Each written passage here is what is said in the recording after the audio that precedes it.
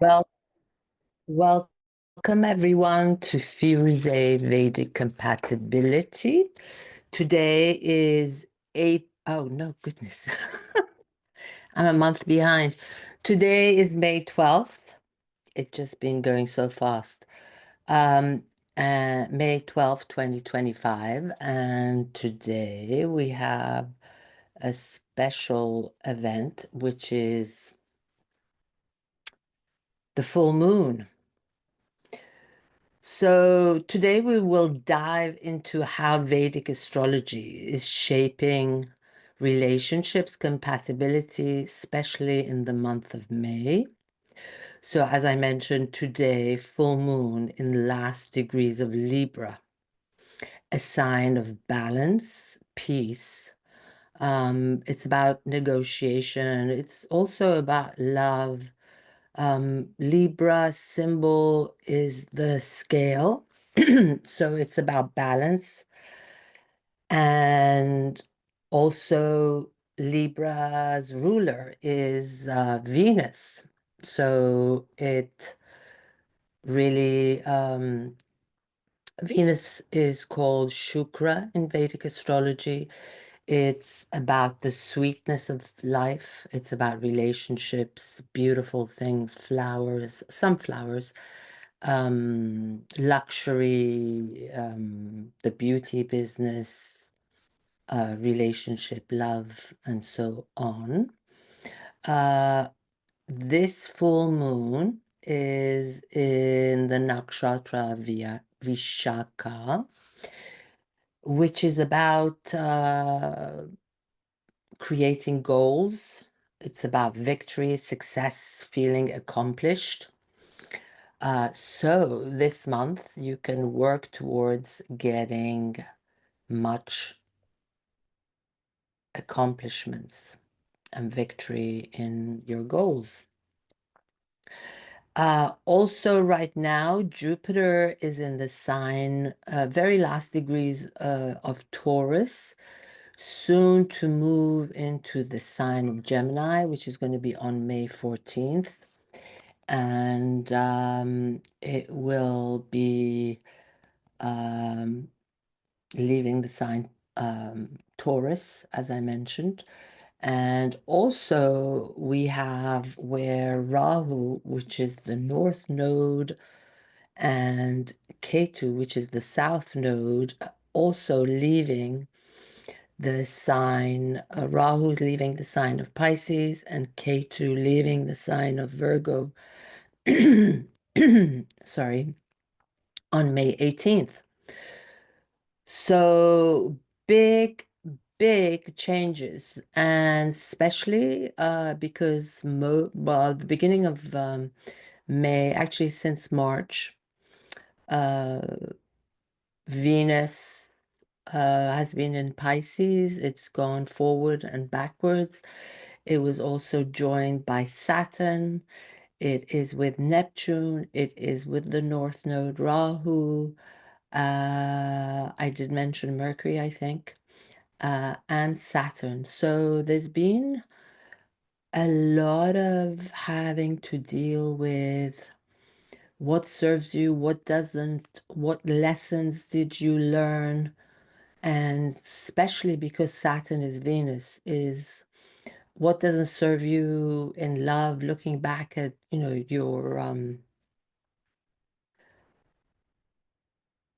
unconscious ways that you are towards love, basically working out consciously and unconsciously about how you need to heal your attitude, the way you deal with relationships, and so on. And as I mentioned, Venus rules love, relationships, beauty, creativity.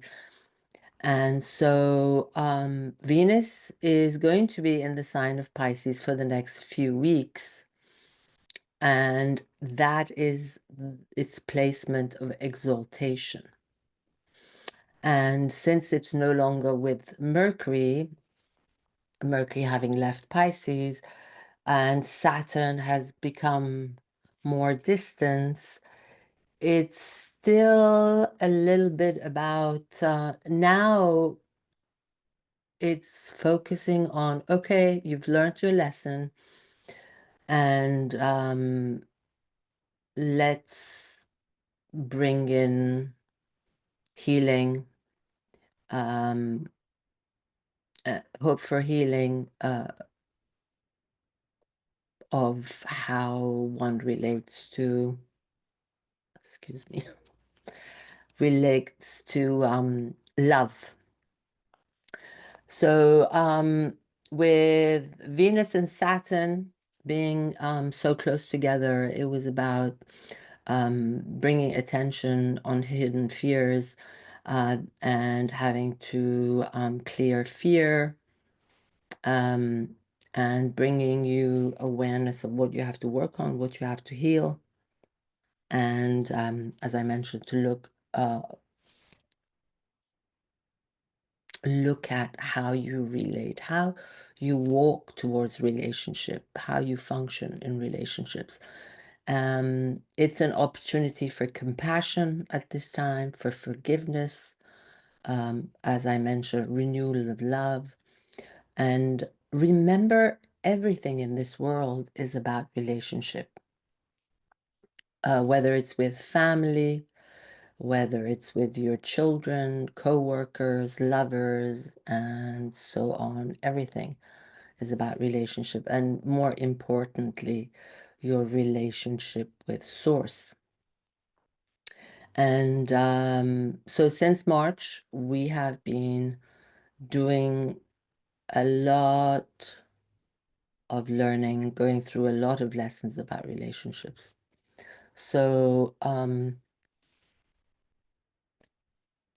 so whether you're looking to understand your current partnership or healing your past relationship, or seeking someone new, or getting a deeper insight into your karmic patterns, this session is for you. So we're going to explore real-time planetary movements through the lens of Vedic astrology, and also planetary transits, moon sign interactions. So let's begin laying the foundation. So the key transits in May 2025 is the movements of planets and how they influence relationships in this month. So Jupiter has been in the sign of Taurus, which is also ruled by Venus. Jupiter is the guru, is wisdom, expansion, and Jupiter is going to move from the sign of Taurus to the sign of Gemini on May 14th. So while it was in Taurus, it's about stabilizing relationships, since Taurus, Virgo, Capricorn are especially affected because they're all earth signs. And Taurus really favors long-term planning in partnership and grounded values. Venus will transit to Gemini later on in the month. I have to look up the exact date. So, as I mentioned, Venus governs love, romance, and its presence in Gemini, which will be the next sign, adds a little flirtation, intellectual energy, because Gemini is ruled by Mercury, and Mercury is all about communication. It's about wittiness. It's about writing, communication. So it's going to affect the water signs, Gemini, Libra, and Aquarius. So watch for the dualities, and it's going to affect it in some way as far as indecisions. Mars has been going back and forth for the last few months in the sign of Cancer, where it's debilitated. This has probably led to emotional outbursts because Mars is the red planet. It's about, it also has to do with anger, a great deal of energy. So in Cancer, it would be sort of pent up energy. So it would create some anger, aggression in within some relationships. And you would look at especially to be mindful of where your Mars is. So if, for example, your Mars in your natal chart is in Cancer, or if there are, square aspects to your Mars, that would create some problems. So the lunar nodes, as I mentioned, Rahu in Pisces, Ketu in Virgo, they will be moving out of these signs. Rahu into Aquarius and Ketu into the sign of Leo after 18 months. So that's going to be a huge change affecting everyone depending on, which house these two lunar nodes go into. The karmic nodes are also have been affecting relationships for mutable signs. Like Pisces may feel drawn to unconventional connections, while Virgo might have been shedding rigid patterns. But also with Ketu in Virgo, many people with Virgo ascendant or Virgo moon have basically gone through certain spiritual awakening. And also the North Node being in the water sign of Pisces, which rules the 12th house, which is all about psychic abilities and intuition and so on. So these planetary positions can either challenge or support your relationships depending on your natal chart. So I'm going to go through the impact of moon in different signs this full moon. So let's briefly touch on how these transits influence each moon depending on the sign that your natal moon sits in, especially in the context of compatibility. So with Aries moon, Mars in Cancer affects emotional expression, avoid impulsive communication. Partnering with earth signs can feel more grounding. For Taurus moon, since Jupiter is still in the sign of Taurus, it brings great blessings, good times for marriage and recommitment. Compatible matches, Virgo, Capricorns are highlighted. With people with their moon in Gemini, Venus soon to be in your sign adds charm and attraction, explore new connections, and it will also affect Libra and Aquarius. And Libra and Aquarius bonds are especially favored. With people with Cancer moon, Mars is in your sign. Watch for mood swings and conflicts. lots of sort of up and downs. Emotional compatibility improves for people with moon in Cancer, with Pisces or Scorpio partners. For people with Leo moon, focus on shared values and relationship. Fire signs like Sagittarius, Aries can be well aligned. Avoid ego clashes under current transit.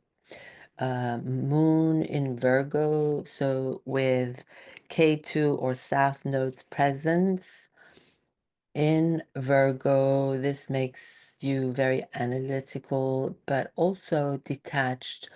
I would say that this period of K2 being in Virgo also makes people with Moon in Virgo or Virgo ascendants kind of less sociable. They become more unsociable, more inwardly kind of looking at, I would say,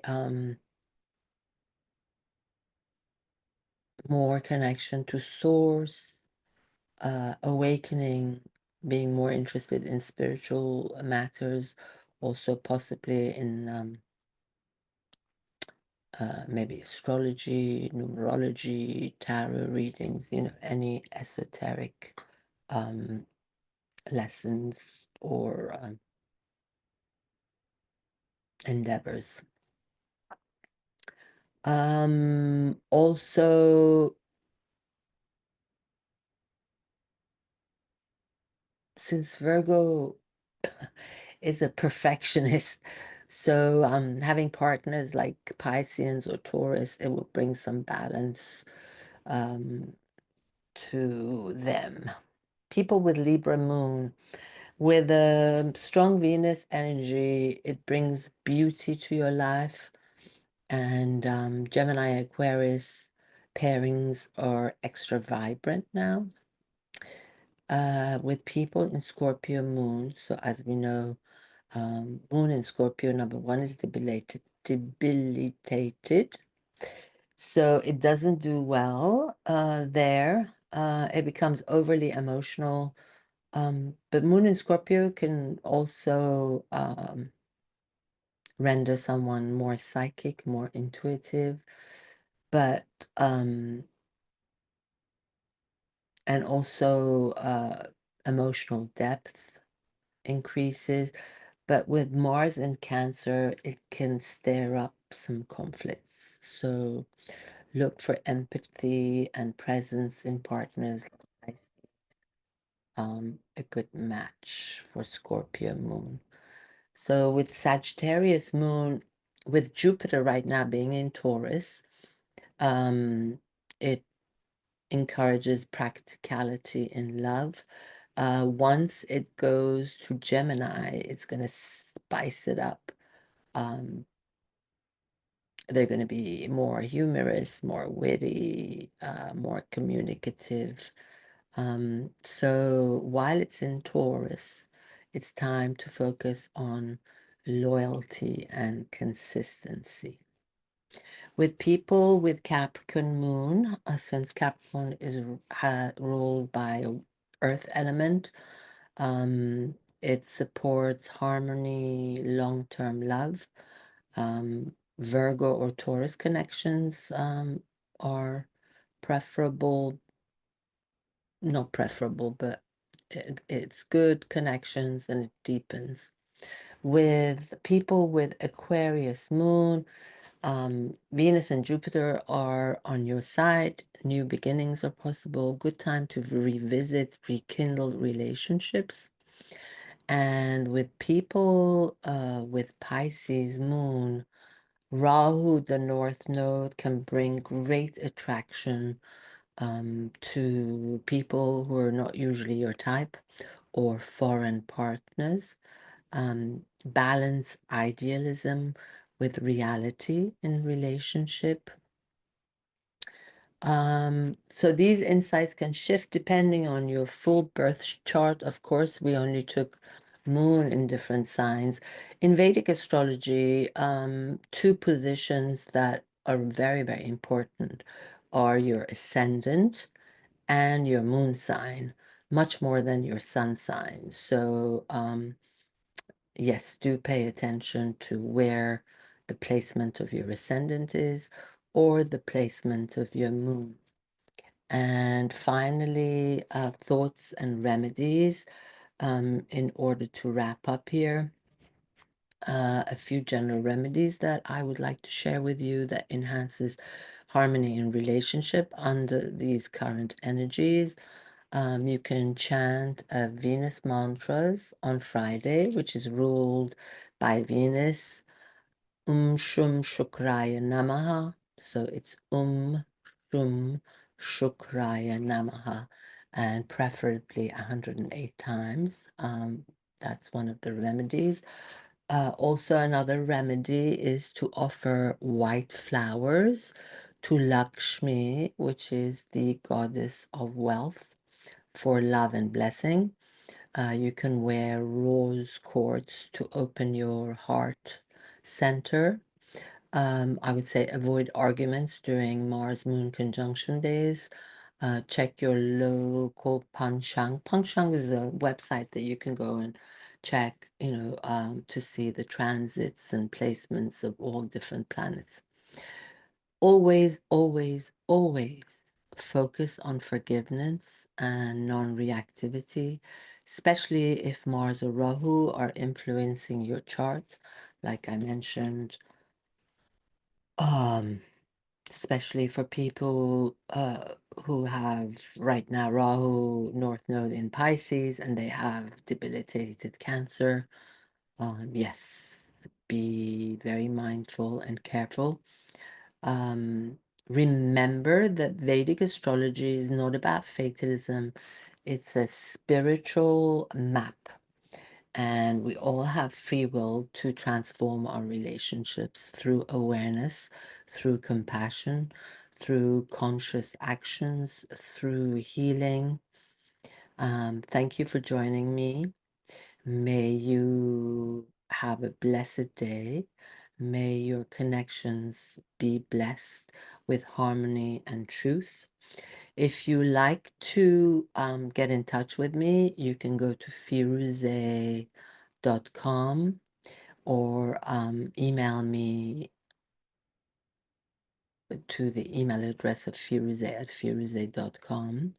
If you're interested in readings, please send me a message through www.firuze.com. Right now, I'm concentrating on relationship readings, compatibility readings. So it would be my pleasure to help you bring some insight into your love life. If you enjoy this content, please like, share with family and friends, and also make a comment. That goes a long way. Satnam, Namaste. Thank you so much for watching. Have a beautiful full moon day.